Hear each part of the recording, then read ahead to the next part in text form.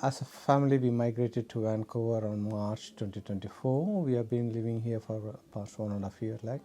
It's not about only going to the church that it's in your own language or in your mother tongue. It's about the presence of God and how you feel comfortable being the part of the church. As a Christian, when we come to church, we want to be the part of the church in any way, either in a physical way or financial way. And when we are new, we came to see about the sparkling campaign. It's done in, I think, in the November last year, around October, November. So we took the paper and we went and spoke to Pastor Sam about the CPR project and sparkling campaign. Then we told, even though it's a new immigrant to Canada and it has a financial struggle and things, God has blessed us with a job here for my wife, and He's blessing us in so many ways. We are just giving a part of it and to support His ministry to His church. 我哋返咗 VCBC 3年啦，咁我哋都係喺香港過嚟嘅新移民啦。重建你係必然要經歷嘅，咁但係就爭在你會唔會係其中一個參與嘅一個分子啦。咁所以然後再諗，若然第日教會重建咗而冇我份去到參與喺其中嘅時候，其實就會係一個遺憾咯。咁唔想俾呢個遺憾發生嘅話，所以就覺得應該要積極啲咁參與咯。翻嚟 VCBC 嘅感覺其實我哋覺得啲團友啦，尤其是係團友啦，係好 take care 我哋啲新來家嘅人，即係嗰陣時我哋都叫做啱啱落地嘅新移民啊，其實都縱然我哋可能都預備晒我哋自己屋企嘅即係 settle down晒所有嘢，但係佢哋都會好熱心咁去提出幫助啊，問下我哋有咩需要幫手啊。當我哋聽到阿 Pastor Sam 去講擴堂嘅時候，其實我哋都去留意到教會其實有好多嘅比較舊嘅地方啦，或者可能需要維修嘅地方，但係都聽到大家嘅分享就係其實有啲地方係太耐啦，根本去改建唔到，或者唔可以 improve 到，咁所以都見到個需要咯。咁變咗我哋喺度返教會嘅時候，我哋都見到呢個需要嘅時候，我哋都有諗過，我哋都喺有能力當中都可以去 support 呢一個 CPR 嘅 project 啦。我哋覺得呢個擴堂呢個意向，甚至乎我哋嚟緊呢個嘅決定，其實都係神一路落嚟係要我哋去做嘅嘢。咁所以我哋覺得呢個 project 如果真係成事嘅話，其實最重要係咩？最重要其實係帶更加多人信主咯。咁喺呢個鄰舍或者呢個 community 當中，可以發揮到我哋基督徒嘅身份咯。Hi, I'm Jackie. I'm the young adults pastor, and even though I haven't been here for too long, I think it's something quite beautiful when a church bands together and commits to a project that is bigger than all the individuals here. And so for this next part, I will be talking to specifically just the young people.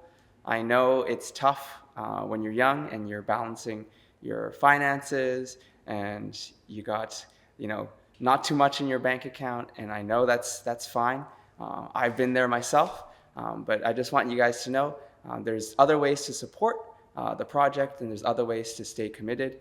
Michelle and I personally have been committed to the Sparkler campaign, and that's kind of how we are giving and how we are supporting the project. So I encourage you, especially if you're young, there's ways to support and there's ways to continue to be part of this family to see this project through. Thanks. 係各位好，我係 Philip Pan， 我自己咧個人都有參與呢個嘅教會重建嘅籌款嘅。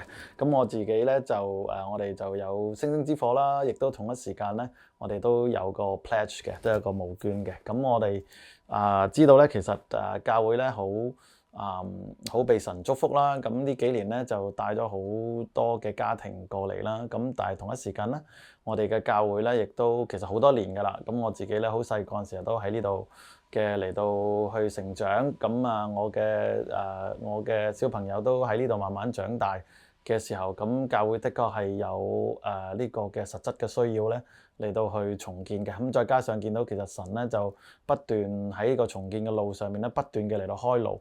咁我都覺得咧係呢段時間咧係其實最適切啦。咁亦都同一時間咧，亦都見到咧，我哋都睇下需要有啲乜嘢咁多嘅小朋友。咁我哋有啲我哋承傳咗上一代留俾我哋嘅嘢嘅時候，我哋今時今日要留啲咩俾我哋嘅下一代去更加嘅嚟到去成為一個嘅工具。我知道一間建築物都係一個嘅工具嚟到去更加去拓展神嘅國咧。咁我都好鼓勵弟兄姊妹呢啲有已經參與咗星星之火啊，或者參與咗募捐嘅，咁都好多謝你哋喺當中嘅嚟到參與特別係啲可能未喺嗰方面有參與機會嘅，即係仲未參與嘅，咁我都大嘅嚟到鼓勵你哋喺嗰方面嚟到去參與，目的嘅係為到有一個新嘅building， 有一個新嘅建築物，有一個新嘅 tool 能夠更加嘅令到我哋嘅下一代喺呢裏邊喺主裏邊成長，亦都同一時間等到佢哋可以有呢個嘅工具嚟到拓展更加廣闊神嘅國度啦。多謝大家好，我係 Eddie Wong， 我係 CPR Committee 嘅成員之一。我嚟咗溫浸聚會已經有40幾年啦。過往都經歷過幾次唔同嘅購堂或者建堂嘅計劃，但係基於某啲原因都係未能夠成事。我今日喺度為咗今次嘅建堂計劃向大家呼籲，我深信今次係神嘅心意，喺我參與當中係見到神一路嘅為我哋開路，無論市政府嘅支持，我哋團隊嘅合作，弟兄姊妹嘅擺上，都俾咗我好多鼓勵同埋確認。